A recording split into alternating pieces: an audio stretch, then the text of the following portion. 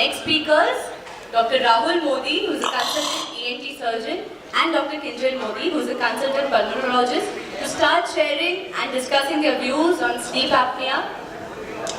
Well, initially, Hello everyone. this subject today is a combination by a pulmonologist and ENT surgeon related to sleep apnea. There was going to be a debate, but I think one after the other you will share your views on stage. We start with Dr. Rahul Modi. Please have the video.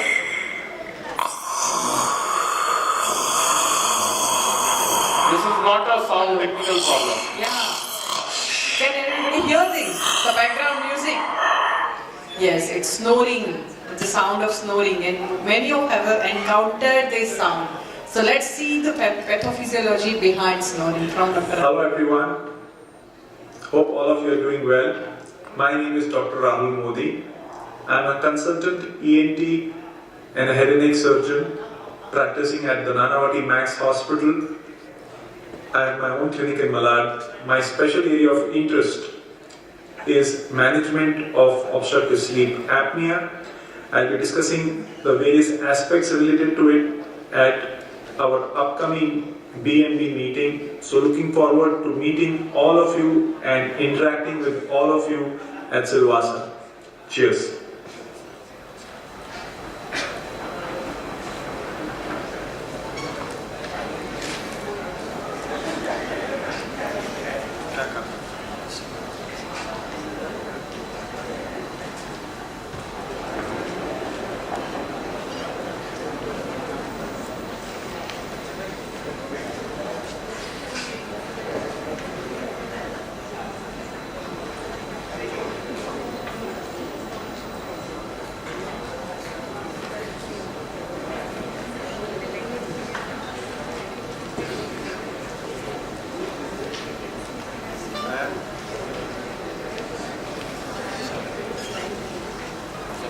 Hi everyone, a very good morning.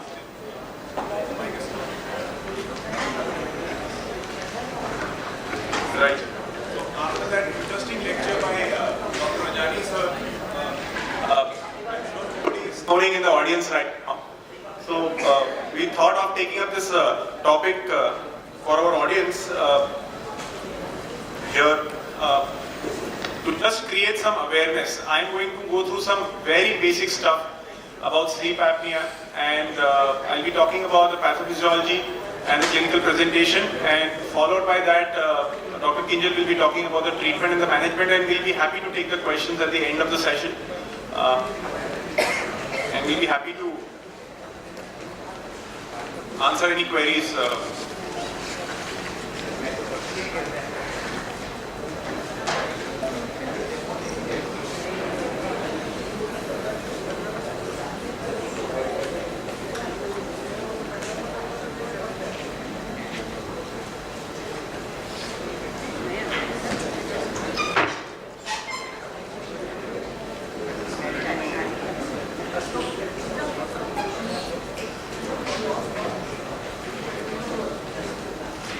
I think the technical system also has gone to sleep.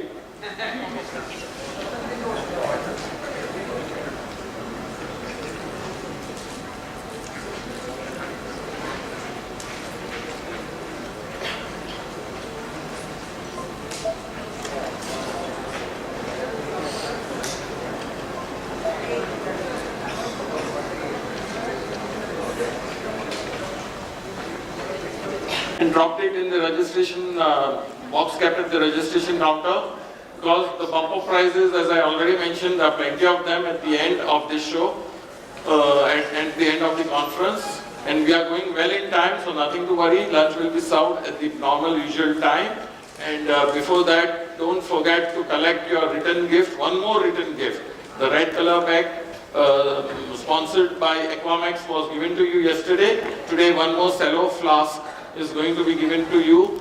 That will be given to you once you sign for the MMC registration at the end of the conference. So don't forget to collect that.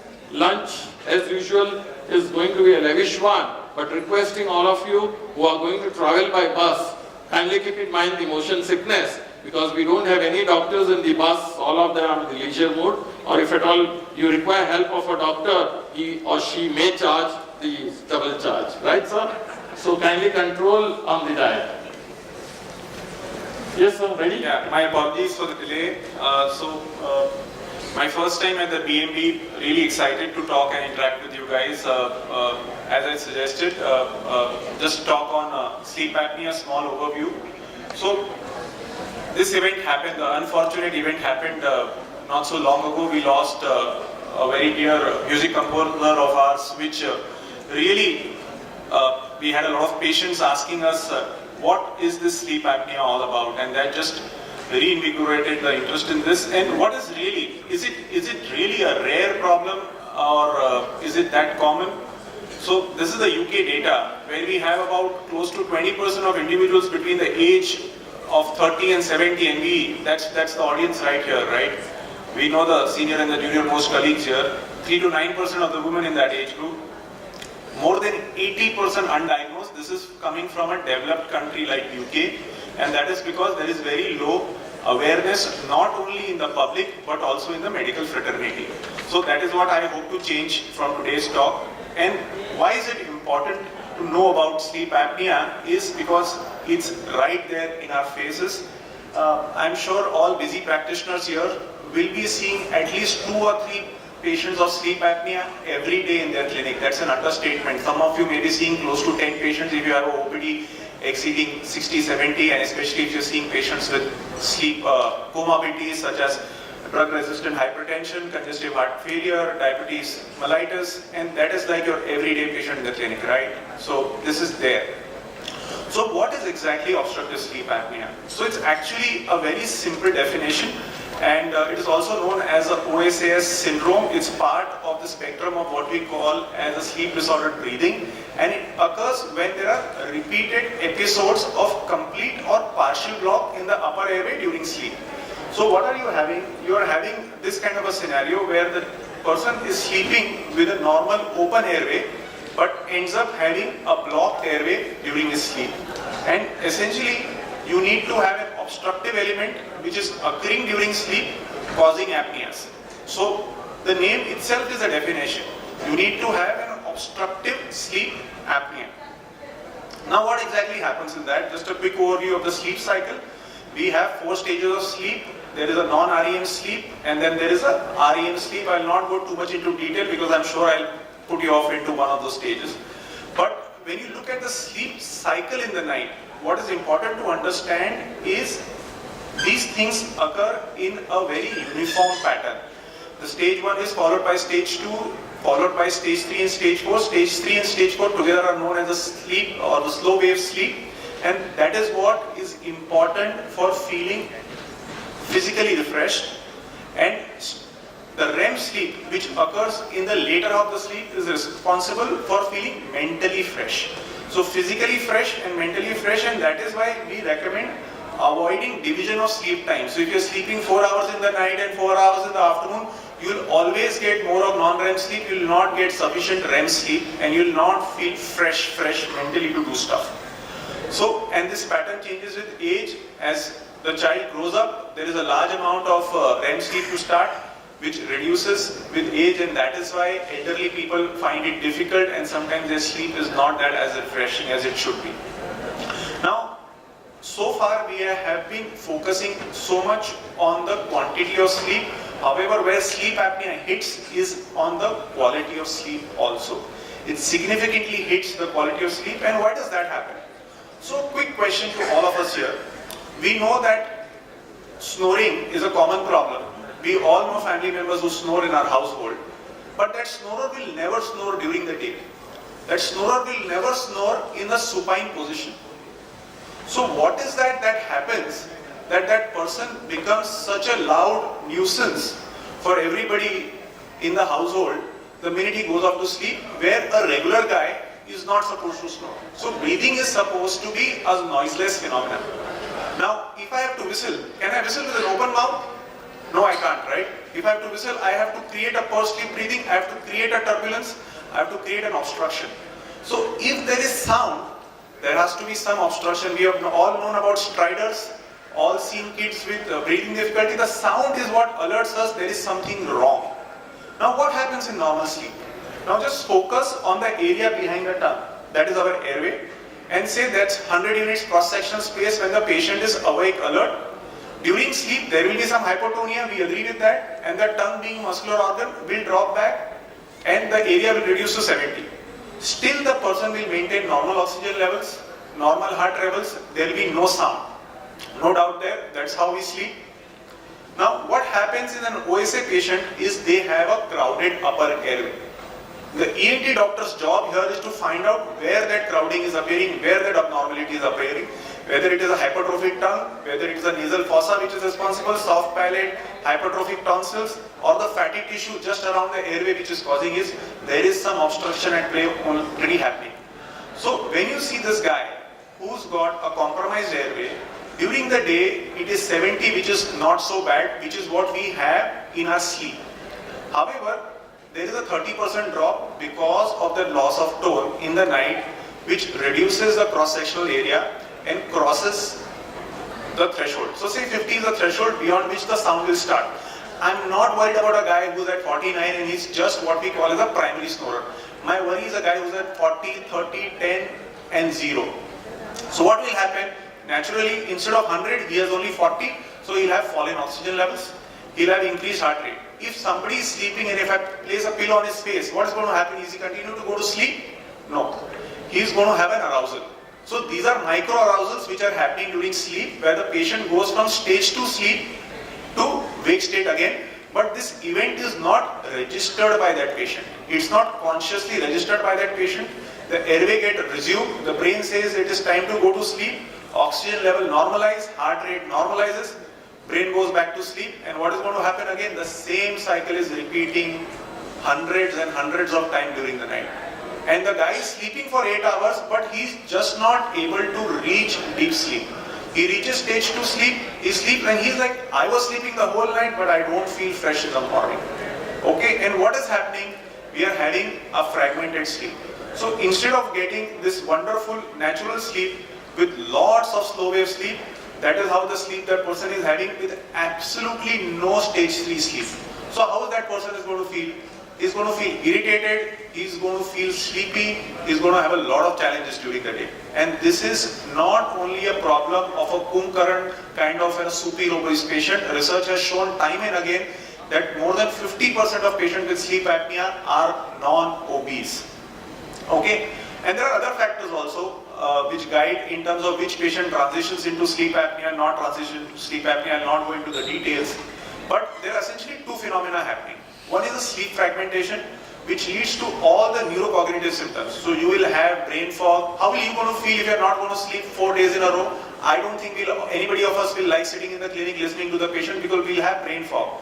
But the more important thing from the cardiac perspective, and if you don't want Dr. Manish Gar to do that surgery on you, is to avoid that intermittent hypoxemia. That is what the person is having. That is what the person is at risk at. 3 times more incidence of stroke in untreated sleep apnea, 3 times incidence of drug-resistant hypertension, 3 times incidence of all metabolic parameters, and compare that to the population that is there. And it is not just an adult obese problem. We have seen it in 2-year-old kids, we have seen it in 3-year-old kids. You label them as ADHD, you label them as poor growth, and this is what you get is a truly multisystemic disorder. So we just need to open our eyes for the condition that is there. In kids, the studies have stated 6 to 8% general population incidence. So busy pediatricians here in the audience, you will be seeing at least 2 or 3 kids, maybe perhaps more, every day in your clinic. And what are the symptoms? Symptoms are very vague. We may label them, they are the daily symptoms. They get labeled as, now the new thing is the long COVID syndrome, where patients are coming and a lot of them are undiagnosed sleep apnea. And you will have a patient who's snoring, gasping, witnessed, and these patients can even present with insomnia. That is a take-home message. Generally, I will ask for the bed partner to be around, because they can describe the apneic spells better. But it's very straightforward. Most of these patients will have snoring, most of them, but only about 50% will complain of a poor quality sleep. not everybody registers sleep fragmentation to the same extent. So it is not that if the person is not feeling sleepy in the morning, if he is feeling fresh, he is not having sleep apnea. So less than 50% will actually have neurocognitive issues, and children, like we discussed, get labeled as ADHD, but that is what we need to screen for. A simple scale in the clinic can tell us and help us objectify the sleep parameters. We define the excessive sleepiness using the Epworth sleepiness scales, where we use a 3-point kind of a scale to find out where routine activities. So simple question that I ask, आप सुबह Sunday morning को अच्छी नींद निकाल के उठते हो, 11 बजे जब न्यूज़पेपर पढ़ते हो तो तब भी नींद आती है क्या? If you have got good sleep, and if he says yes, then that's a red flag. Do you want a nap every time after lunch? Yes, that's a red flag, and that the question is very specific after getting good 8 hours of sleep. There are patients who will doze off, there are doctors who will doze off while operating, and I've had those patients. There are doctors young who will kind of like feel sleepy even after 10-12 hours of sleep, and they are not feeling fresh, and that's sleep apnea for you. Okay, so we try to grade it and we find out. But what is more important for us is to find out where that obstruction is. A simple awake fiber optic examination tells us that answer within 5 minutes, less than 5 minutes. It's a simple clinic exam where I can identify what are the level. More common than not, we find multiple levels of block. He may have an obstructed nose, inferior turbinate hypertrophy, may have large adenoids. We have seen routinely 25, 30-year-olds with adenoids, 40-year-olds with adenoids, which were typically should have resolved but don't resolve. And we look for simple things like the nasal valve collapse. We look for a deviated septum. Sometimes you may go ahead and do a CT scan to look out the extent of the problem. And just look for a crowded airway. This is something that everybody can do in the clinic. Just look for the tongue size. Just look for this kind of a sign. If he opens his mouth and you're not able to see anything beyond the tongue, you're not able to see the uvula, this guy has a high risk of having sleep apnea. You look at their tonsils. It's something that you can do in less than 30 seconds. Again, crowded upper airway, high risk of sleep apnea. So you get a guy who's snoring, who's got hypertension, not feeling fit, just make him open his mouth, just put a torch inside and just have a look. You don't need any special gadgets for this, and just screen them out. So my today's message is essentially this. I'm sure, Ajit, have you circulated all of these forms? So this is something that I would request you to do. It's a very simple thing, scientifically validated, been around for decades.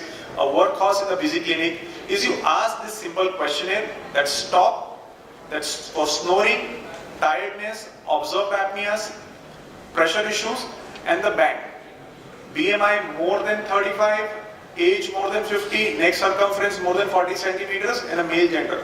So if more than 3 are positive, so you get a 50-year-old guy who's come with pressure issues, who's snoring and feels tired, bang, very high risk for sleep apnea. And I'm sure we are seeing at least 2 of these patients every day in our clinic. This is not an uncommon kind of a presentation. There are other recommendations for screening also. Patients with resistant hypertension, pulmonary hypertension, recurrent atrial fibrillation, or any kind of heart failure, if you find sleep apnea symptoms are there. And also the recent Indian guidelines from diabetes mellitus tells us that we should be proactive in our screening, and what they suggest is that these things go hand in hand.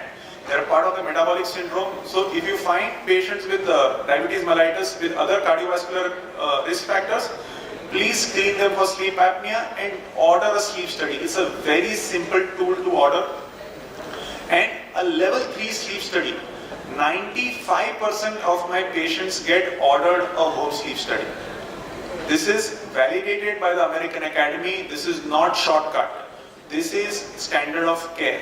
So you can order a home sleep study very easily. It's not that heavy on the pocket. And typically what's a level 1 sleep study is where we do maximum assessment, right from EEG, EMG, to the flow meters, to the oxygen sensors. However, reserved for challenging patients. However, this is our workhorse. Level 3 is our workhorse, which is a simple home-based sleep study. The patient can sleep with the comfort of his home. In COVID era, he doesn't need to come into the hospital. It can be done at his own bed, and it is very non-invasive. So this is a picture that you get after level 1 sleep study.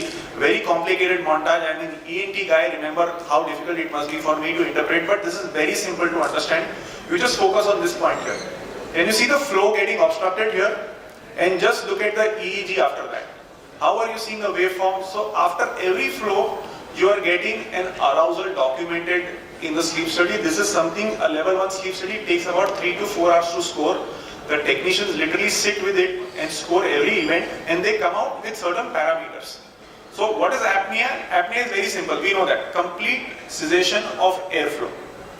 Hypopneas are the ones where require additional effort and where there is partial reduction of airflow. So typically a lot of us don't require a complete obstruction in the airflow to disrupt our sleep. Our sensors are very alert, especially if we are on the younger side of things.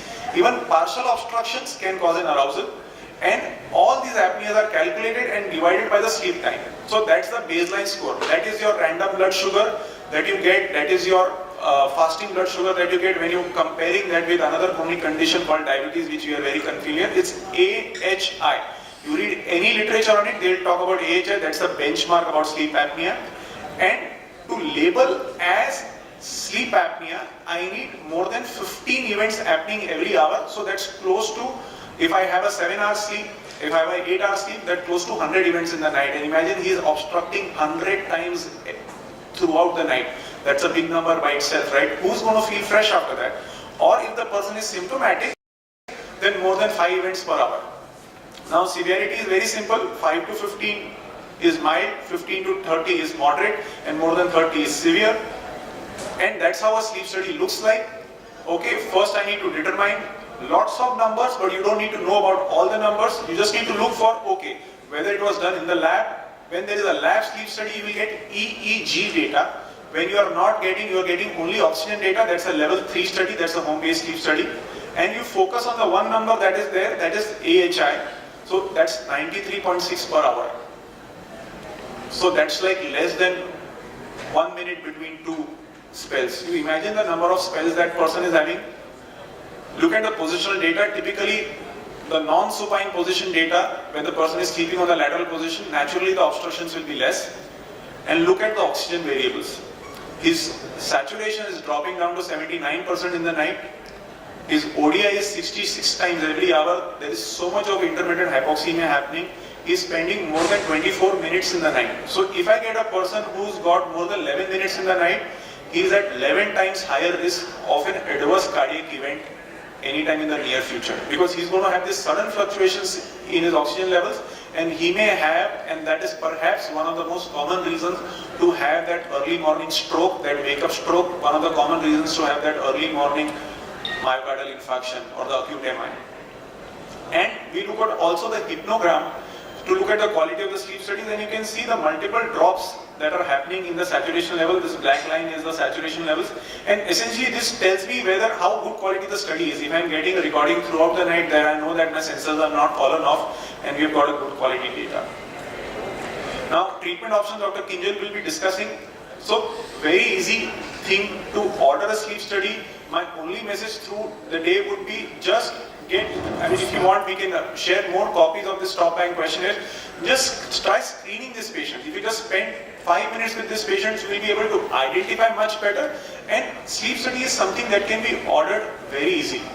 Okay, multiple treatment options. The benchmark being the positive airway pressure therapy. There are assistive measures like a surgery, oral appliance. If there is an upper airway obstruction which is surgical correctable, then surgery becomes the first treatment of choice. Or a lot of times we do a combination of surgery followed by CPAP, and then there are other exercises that can be done, positional free therapy, and there is the emerging role of drugs coming up. So with that short talk, I'll be inviting Dr. Khanvel to take over, and then we can have a small discussion once Dr. Khanvel has done with his presentation. Thank you so much. Thank you, Dr. Rahul Modi, for your elaborative talk on sleep apnea. Let's welcome Dr. Tejal Modi for further line of treatment. Namaskar.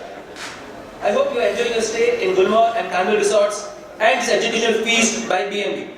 I am Dr. Tejal Modi, consultant chest physician from Indira Hospital, Khar, and Western suburbs of Mumbai.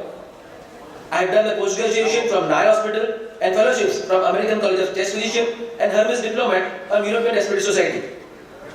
I have special interest in asthma, COPD, lung cancers, TB and critical care medicine. Being trained in Western Zone's first sleep labs of private and public setup, I have special interest in sleep apnea and I am going to speak on the same topic today. Thank you. Hello, very good morning to all of you. So after learning how to diagnose OSA, which Rahul had nicely described all of you, I would come to the treatment part of it. So, regards from Hinduja, basic to start with, can we do something apart from medicines and everything? So that is possible, yeah, there is behavior therapy. We don't want a body on the right hand side, you always want a body on the left hand side, everyone agrees to that. So sleeping in a supine position can be avoided simply, alcohol and smoking definitely can be avoided. Surgery definitely has some role, but if you can understand one simple thing is, historically tracheostomy was considered to be cure of OSA. If you do a tracheostomy in a patient is cured of OSA. Perfect answer. But is it possible? Answer is no. So before going for any surgery, we always have to understand as a clinical person when to go for it and when not to go for it is more important. So going ahead, basically, what are the things we should understand? Sorry. So severity, basically, it's the OSA, if it's with COVID condition will be there, severe symptoms and the anatomical obstructions there, simple indications. But when not to go for it, morbid comorbidity, when there is a severe unstable cardiopulmonary disease, alcohol and drug abuse is not going to go away, older age and psychological problems. What are the different kind of surgeries? I told tracheostomy, as you understand. Next is triple P. It's a very nice surgery which was used last decade ago very rapidly. And still for the medical purpose, still they put it on paper. But it's not very effective nowadays. The reasons I will tell you in some time. Reconstructive surgeries, mandibular surgeries, everything is very upcoming and our Naya Dental and other people are doing very nicely. Laser palatoplasty, palatal implants and radiofrequency ablations are also options available for surgery. Putting all these things together, generally when we ask the patient to go for a surgery, few indications are even given. We ask the patient to be on a CPAP therapy for some days before the surgery. We ask them to have a trial to see how extent the disease is getting controlled. And if it is more than, OSA is more than 40 with after desaturation, preoperative CPAP is definitely indicated in this kind of patient. So, coming to that, those things, all the treatment modalities from surgical aspect, if I tell you, are they very effective? There is a forest chart on my left hand side. So, if this forest chart is a very busy slide, but if you understand very simple thing to understand forest chart, if you don't know anything about it, if all those diamonds, if they touch the line 0, the treatment is not effective. Simple thing to understand. If it touches 0, therapy is not effective. If you see, all the things are touching 0. So what does it mean is, there is no significant effect on daytime sleepiness or quality of life with all the surgeries what I told before. The AHI and snoring are reduced in some UPP surgeries, definitely. But the subjective snoring are reduced, we can say. And the persistent side effects definitely are there with these kind of surgeries, which are very difficult to handle later on. So, in one sentence, surgery are not always effective, except in few indicated cases. So, going ahead. So, what is always indicated? It is positive airway pressure therapy. What does this mean? What is the basics of BMB? I want the answer from you, so I'll make you awake. What is this? Can anyone answer this? I have a Cadbury for this. Pardon? तीन चार लोग बोल गए, चलो ठीक है. So police fracture, fantastic. Thank you. So treatment क्या? Treatment क्या? Reduction. Okay. Anything else? आगे. Plaster. Fantastic. What I want that answer. Thank you. So plastering. Generally surgery is only close reduction and fixation. That is what we do. Plastering. So that is what is required. So the splint basically comes over there. Same fundamental using OEM. That is the basic principle of OSA. So it's easy to understand. So what we do, it create a pneumatic splint in our upper airway. What Rahul told, there is obstruction, ye, blah, blah, blah, blah, blah, 30%, 40%, exactly fine. But treatment, hold those, काम करता. And can he go inside and open it? Every time not possible. Surgery, as I told you, is not always the option. So what else can be done? Put a splint over there at least. So that is a pneumatic splint. That is works wonderfully. Snoring चला गया, सारी effects जो doctor Rahul ने बताया अभी सारे वो चले गए. So a patient is happy, sleep अच्छा आएगा, सुबह freshness, EPP score उसका था, upper sleepiness score will come down. So things are settled with this. Okay. So going further, just to underline the same thing what I was telling is, normal open airway looks like this, partially closed with the snoring part and obstructed, that is the apnea part, looks like this, what Dr. Rahul will cover. So I go ahead. This is a busy slide, but it is a whole thrust of my further slide what I am going to go ahead. So what is this saying? We first have to clinically diagnose, sorry for that fine print, the first one, I will not be able to read it, I just tell you in a brief. So clinically we have to diagnose a patient, either he falls in some kind of OSA, snoring effect, upper sleepiness scale, and all this clinical diagnosis is done, fantastic. Patient falls in this OSA criteria, go for a sleep study, assess it. If it is significant positive, give a CPAP trial. CPAP trial, later there's a troubleshooting, there's a problem. So troubleshooting, everything is there. So follow up and everything are very important. So this is a 4-5 slides which I'm going to cover in my further talk. Coming to it, so basically positive airway pressure is a pneumatic support, pneumatic splint we can say. Maintaining a pressure is very critical. So that is very important. That is how pressure is connected and how pressure is built. It's something like interface. If you see the stall over there, they are showing the interface. The masks are there. There is an oral nasal mask, there is a nasal mask, there is a nasal pillows. All these things are available nowadays. For virtues we have even at the hood and all those things were used earlier days. But all these things, sophisticated interfaces are available nowadays to create a pressure. And which are only thing is the more facility you take, the pressure generally goes on lower side. So it is highest with oronasal mask and lowest with pillows. But the what we call comfort is more with the is a reverse way around. So comfort is more with the pillows. That is what we can understand. Next is the pressure applied varies with the severity, obviously, and that how it is calculated we will see in the next slide. And higher pressure is generally required. Okay. So different type of CPAPs. You must have heard there are different machines. You have seen this machine, fine. But same machine are available in different kind of variations. So that is a bit confusion in our mind. So basically what is there? Let's see it one by one. It is CPAP, continuous positive airway pressure. So it is one line, one pressure throughout the night. If a patient applied, there only one pressure. 8 to 8, 10 to 10, khatam. Aage piche kuch nahi hoga. Next is auto CPAP or auto set CPAP we can say. The pressure changes according to need. आपको 10 चाहिए, machine 10 देगा. आपको 12 चाहिए, machine 12 देगा. आपको 8 चाहिए, machine 8 देगा. The variation will be there according to resistance of the upper airway. And next is bi-level. Expiration में अलग, inspiration में अलग. BiPAP what we use, that is bi-level ventilation. Right. So going one by one, fixed. But problem is, एक pressure नहीं चलता ना. Unfortunately, as a blood pressure, pulse, they are varying. So we don't have a particular pressure also upper airway. They change. So giving a fixed, fixed pressure, we can titrate what pressure is required and give it. This is an economically good option. But if you are physiologically, thoda sa difficult hai, because the thing is, if we cannot give a proper pressure depending on the variation, patient might not accept it nicely. Next comes is automatic one, as told you, fantastic use, positional use, whatever thing the patient can be using it, it is giving a better acceptability because the pressure changes according to what patient needs. So very good. So we have not a fixed pressure opposed to the continuous pressure, and upper airway basically is nicely managed with automatically. And so obviously it is pressure identification, there is variation, there is positional REM related OS also connected, and pediatric patient also very happy with this. How pressure things are collected? Basically, we have titration study, we find it out, and according to the percentile, depending on the we advise the patient to have the pressures.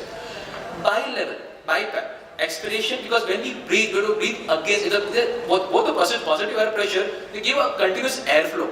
We cannot breathe out through that. So bi-level ventilation is a one thing in which patient breathes out, expiration pressure is low, inspiration pressure is high. But are they indicated for all OSA? No. OLS syndromes. OHS. The other two basic indication, OLS syndrome is OSA with the airway disease. OHS hypoventilation syndrome. So these are the people who are definitely indicated to have a bi-level ventilation. Nice. After we prescribe, there are few things we have to understand that there are trouble shooting, patient को मजा नहीं आया, क्या करने का, कैसे करने का. So all those things are put in a busy slide. So each and everything can be evaluated very nicely and can be addressed very nicely. I'm not going into details in the interest of time. But everything of the patient, what patient asks to you, कितना time लेने का, कब लगाने का, कब निकालने का, क्यों करने का, सबका studies हो चुका है. It can be easily, many of our patients are definitely there on treatment for many years. So, for improving compliance, there are few things. Patient education, to educate them very nicely, where your role comes in. The positive pressure treatment, proper treatment has to be given, mask, humidification and telemonitoring. If you monitor your patient yourself, patient has confidence, koi dekh raha hai, someone is monitoring me. So that basically increases 72% of compliance. Very good for us. How it works? Just a minute again. Basically, it's connected device to the air sense. There is basically an air leak and air view machines available nowadays. It's cloud related. So telemonitoring can be easily available and patient can be monitored by a physician himself. Fine. And this kind of charts are coming to the physician also, that they can check the patient is basically having the proper quality of the CPAP pressures given or not. You have the red marks and the green marks over there. The green is proper, red is bit of the not a proper. So basically to ask the patient what the issues were. So now, I don't want to give take home message. I want to give take to clinic messages, because घर पे लेके जाकर लोग सब सो जाने वाले. So I want, when you go to a clinic, just remember few things. Think of OSA in all snorers. Next is do a baseline workup at least for all of them. And last but not the least, help in compliance with the device. There's only 3 things I require out of you, not more than that. Diagnosing कितना pressure क्या है, send me to me, Dr. Rahul, anyone else you want, वो हम लोग manage कर लेंगे. But basic questions, people will come back to you and ask basic questions to you. That should be clear.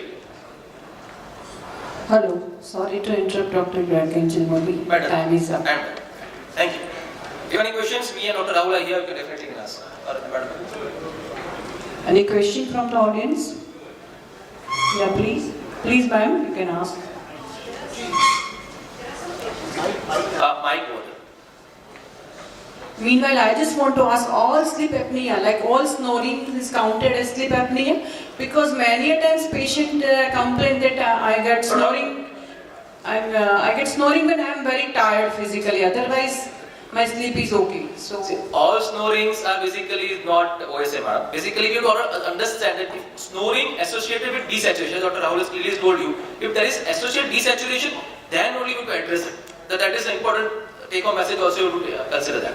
Anything to add?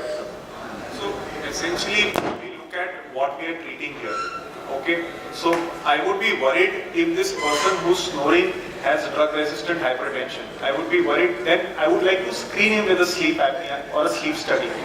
So screening is very important using a stop-time questionnaire, where we can highlight whether these guys are good candidates enough for sleep study. So if he is more than 50 years of age, if his BMI is on the higher side, along with snoring, then I will like to screen him for sleep apnea and order a sleep study. But if he is a 25-year-old college goer who will snore once a week, occasionally when he's too tired, then I'm not going to lose my sleep over it. So just that. So we need to know there are 3 reasons why we treat sleep apnea. One is the snoring is so loud that the bed partner cannot sleep in the same room. That's a social reason. Second is the person is having neurocognitive issues. He is finding it difficult to stay fresh during the day. And third, he has got severe, significant cardiovascular morbidity.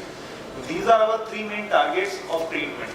And beyond that, we look for if the person is at risk for serious sleep apnea. So, thank you, Dr. Rao. Can I ask a question? Yes, please. This question is for Dr. Rao.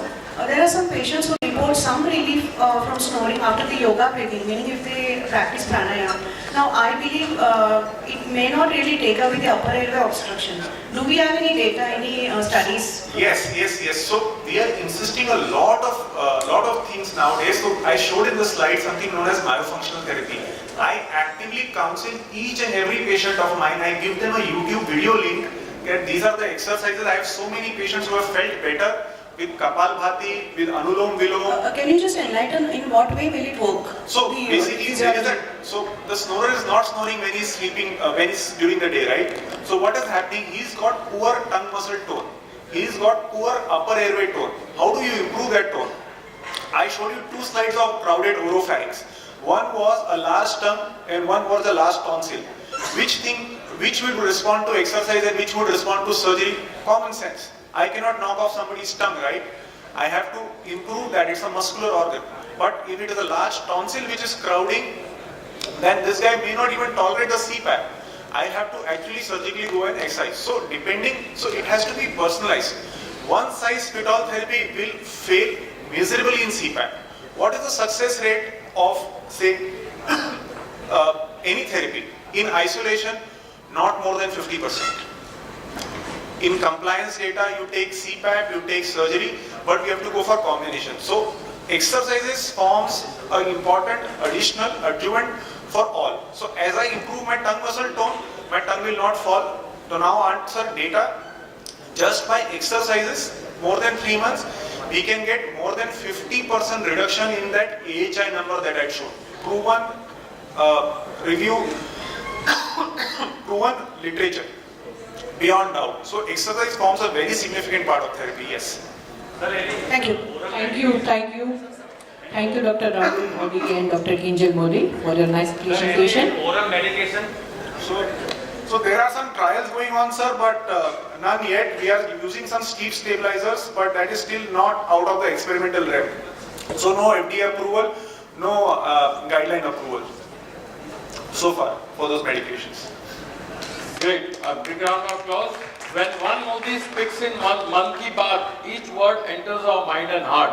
We had 2 Modis today, so definitely everything has to go in our brain. Thank you both the Modis for giving an awakening debate and a lecture on the important subject of sleep apnea. I would request our moderator, Dr. Alpa Mehta, to felicitate both the speakers, Dr. Rahul Modi and Dr. Tejal Modi. A big round of applause for them.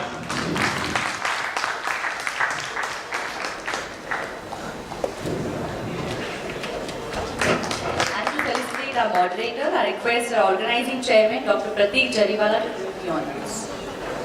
Dr. Pratik.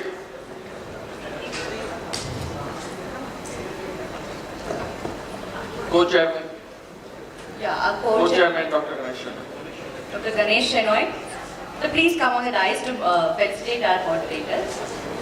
On behalf of the chairman, Dr. Pratik Jariwala.